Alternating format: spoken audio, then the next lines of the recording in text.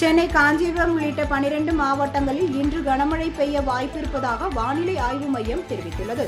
இது தொடர்பாக சென்னை மண்டல வானிலை ஆய்வு மையம் வெளியிட்டுள்ள செய்திக்குறிப்பில், தென்னிந்திய பகுதிகளில் ஒரு வளிமண்டல மேலடுக்கு சுழற்சி நிலவுவதாகவும், இத்துடன் தமிழகம் நோக்கி வீசும் மேற்கு திசை காற்றில் வேக மாறுபாடு நிலவுவதாகவும் தெரிவிக்கப்பட்டுள்ளது.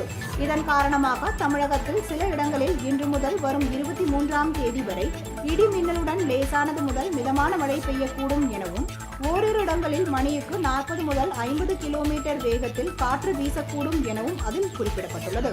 நீலகிரி மற்றும் கோவை மாவட்டத்தின் மலைப்பகுதிகளில் ஓரிரு இடங்களில் கன முதல் மிக கனமழையும், தேனி, தென்காசி, செங்கல்பட்டு, திருவள்ளூர், சென்னை, ராணிப்பேட்டை, காஞ்சிபுரம், வேலூர், விழுப்புரம், திருவண்ணாமலை மாவட்டங்களில் ஓரிரு இடங்களிலும் கனமழையும் பெய்ய வாய்ப்புள்ளதாக அதில் கூறப்பட்டுள்ளது.